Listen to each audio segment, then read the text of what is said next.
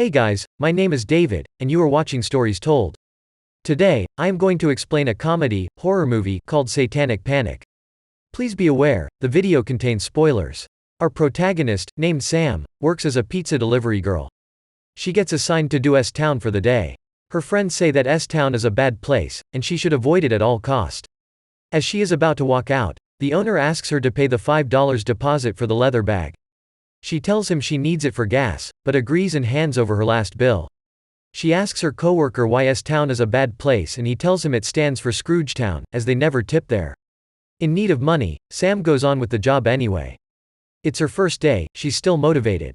While doing the deliveries, she encounters a lot of weird characters. Some of them even ask her for strange favors, like helping to move a couch for a guy named Sam, in the name of the code of the Sams. She gets no tips, only an ugly old Christmas sweater from an old lady. Her older coworker keeps trying to make a move on her, which she keeps declining. Sam's called to another delivery to Mill Basin. She rushes there with the pizza, even though it's out of their delivery zone. Mill Basin is a suburban place, full of huge, villa-like houses, and fake, bright green lawns. The pizzas were ordered to a mansion. A middle-aged white dude opens the gates and takes the food with no tips and no words. When she's trying to get back, her motorcycle runs out of gas. She tries to knock on the man's door again to ask for help, but he doesn't answer. She goes around looking for someone at the mansion who might be able to help. She enters through one of the back doors. It's awfully quiet for a house where somebody ordered $100 worth of pizzas. She hears clapping from a distance, so she follows the sound. A lady is giving a speech. Sam is looking for the guy who took the food, saying she needs her tip for gas. In the background, we hear the lady raise her voice asking the crowd if they're ready to commit their lives to Satan. The crowd excitedly replies with a yes, but of course, Sam doesn't pay much attention, so she doesn't even hear it. A woman in the crowd tells her she must leave. The hostess and a lady in the crowd are having an argument about a certain change driver, who apparently wasn't as pure as she appeared, so the hostess had her pushed aside along with Samuel. It's a full moon and they are trying to summon Baphomet, so they need a virgin. Sam interrupts the talk, asking for the tip to be covered by someone. They get upset by the fact that she even got into the house. Sam tries to be nice to them to receive that gas money, but they don't really care, up until they realize she might be a virgin. They grab and drug her so she gets knocked out. Waking up incredibly dizzy, next to a guy, named Samuel, who tells her it's her wife, Danica, who she pissed off. He's a bit suspicious she might come with other people or has some fighting skills which would make her a threat, but she shakes her head for everything he asks, so he's not bothered much and lays back to watch TV. He explains nobody's going to tip her here tonight, because everybody is too busy worshipping Satan and summoning Baphomet, the triple-faced god. He says they will probably try to kill him, but they will definitely kill her. Sam thinks this whole parade is just silly, saying she knows a Satanist who's very kind and vegan. The man keeps trying to warn her how they'll make candles out of her fat, but she doesn't believe him. Sam says she can handle some horny suburban dads, so no worries. The husband asks again if she's a virgin. Sam doesn't want to answer, making it obvious she is. He tells her the only reason she is alive right now is that she is a virgin, and that demon from hell needs a virgin womb to be summoned to earth.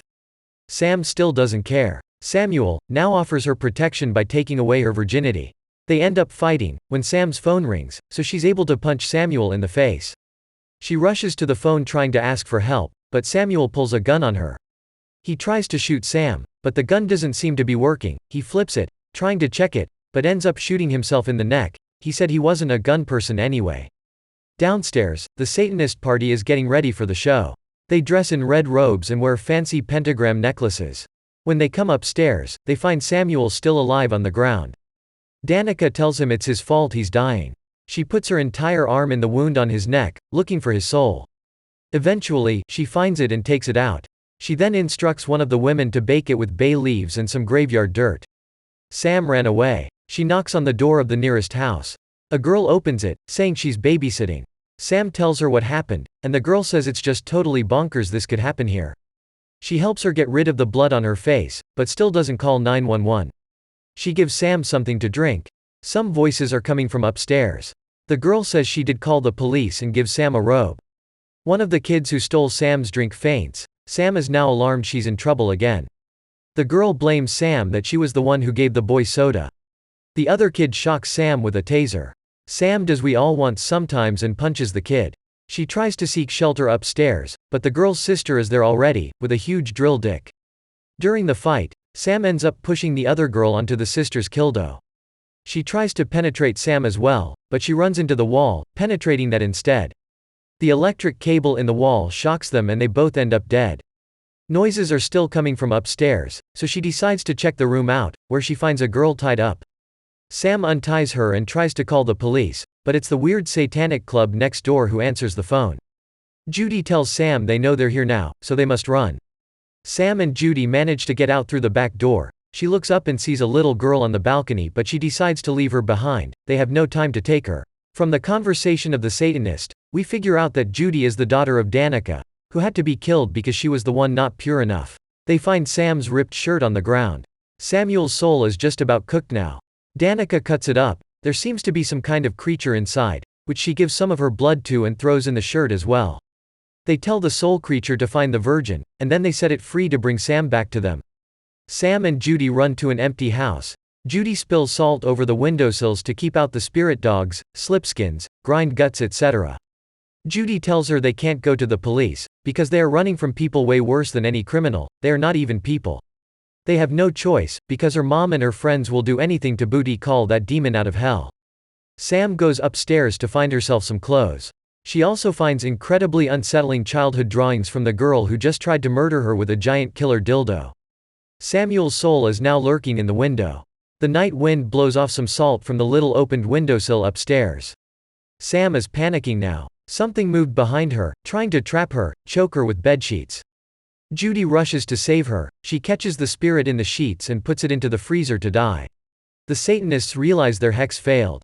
The gypsy lady and Danica are arguing again. The lady doesn't think Danica should be the leader of the coven anymore. She's way too weak, she keeps failing. Her daughter, Judy, lost her virginity before she could have been sacrificed, and her husband lost the newfound virgin they needed. The gypsy wants Judy's hair for a spell, so they have to find them. The two young girls are having a drink while Judy explains Sam about all the stuff that's been going on. If the coven summons the demon successfully, he will make them kings of the whole universe. Danica finds Sam's phone in the house and calls Sam's coworker. She eats some magic convincing words roots, then she tells him she has some coke, and he should come over right now to make her feel less alone. She needs a man who knows Sam to perform a spell that can tell where she is.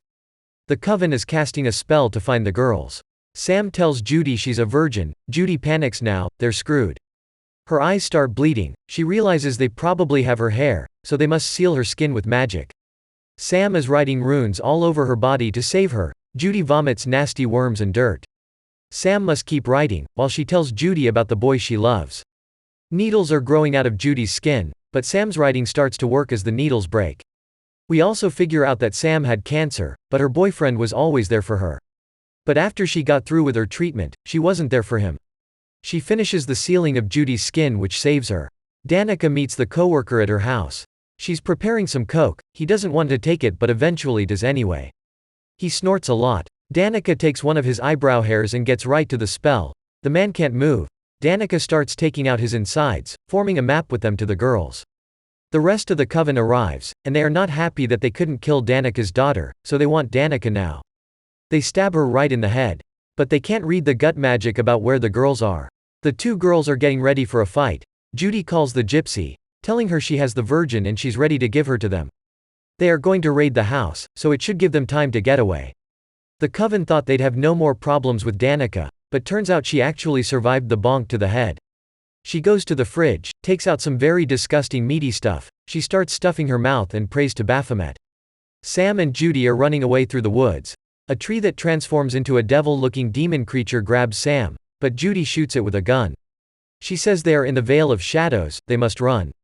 They get out of the woods, but Danica is already there waiting for them. Judy points the gun at her. Danica says there is no escape. Even if she kills her, there is no end to this. Danica has her daughter's necklace in her hand, which makes Judy choke. Sam takes the gun and tries to take Judy away. Danica also has Sam's shirt, so she's able to pin her down with magic. Both girls wake up on an altar, tied down. The whole coven is there. They are casting a circle of salt around them. They only want Baphomet to come, no other uninvited guests. Danica kills the gypsy as revenge, but when her body falls to the ground, she breaks the circle of the protecting salt. Judy tries to save Sam from having to give birth to the devil, but Danica listens to no one. She begins the ceremony to summon Baphomet. Death to the weak, wealth to the strong. They start chanting and put on creepy animal masks, shed their robes, and get naked. Sam starts seeing visions of a demon. Her stomach is getting bigger and bigger, until it's a full-grown pregnant belly. She sees the guy who took the pizzas in the crowd and gets so angry about the tipping, she breaks her chains, grabs a knife, and threatens to cut her tummy open if they don't let Judy go. Danica without a blink cuts her own daughter's throat. Sam screams and cries, but they grab her and take her away to prepare for the birth. 2 fuzzy bunnies come out of her. Then she wakes up in a garden chair, no pregnant belly, but still blood and dirt on her clothes. She sees the 2 bunnies in the grass. She hears some creaking. There's a playground and the girl she saw earlier on the balcony. She runs to Sam, who tells her she shouldn't be here. "Isn't this funny? I'm Samaziel, I'm from hell," the girl says, and shows her the broken part of the salt that the gypsy made. The girl says that hell has 11 parcels and worshipping somebody at the lowest is just against the rules. She's way above Baphomet, so she's very angry now. She says she will show them there's always someone stronger and meaner, then rushes to the bunnies. Samaziel says Mr. Bunny says Sam has to die. But Mr. Bunny is just a meanie. Sam tells her that because they're both called Sam and by the code of the Sams, they have to help each other. Samaziel just hates to break the rules. She eats Mr. Bunny and then they get back to reality where Samaziel starts killing everyone from the coven. Sam runs away, taking the bunny that survived with herself. Bloody Samaziel waves goodbye to her. Sam and her fuzzy bunny are safe, who she named Judy Jr. Thank you for watching. If you enjoyed this video, please leave a like and subscribe. Thanks.